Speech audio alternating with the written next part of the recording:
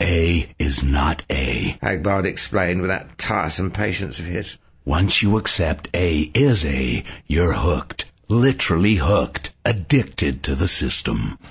I caught the references to Aristotle, the old man of the tribe with his unfortunate epistemological paresis, and also to that feisty little lady I always imagine is really the lost Anastasia. But I still didn't grok. What do you mean? I asked, grabbing a wet handkerchief, as some of the tear gas started to drift to our end of the park.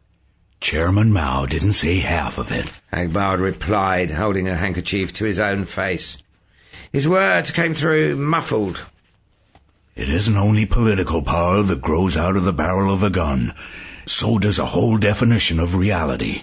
A set, and the action that has to happen on that particular set, and on none other. Don't be so bloody patronizing. I objected, looking around a corner in time and realizing this was the night I would be maced. That's just Marx. The ideology of the ruling class becomes the ideology of the whole society. Not the ideology, the reality. He lowered his handkerchief. This was a public park until they changed the definition. Now the guns have changed the reality. It isn't a public park. There's more than one kind of magic. Just like the Enclosure Acts, I said hollowly. One day the land belonged to the people, the next day it belonged to the landlords. And like the Narcotics Acts, he added, 100,000 harmless junkies became criminals overnight by act of Congress in 1927.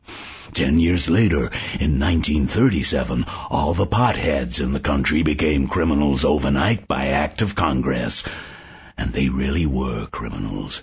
When the papers were signed, the guns prove it. Walk away from those guns, waving a joint, and refuse to halt when they tell you. Their imagination will become your reality in a second. And I had my answer to Dad. Finally.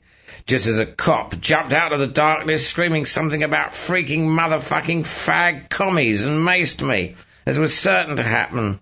I knew it as I crumbled in pain on that set.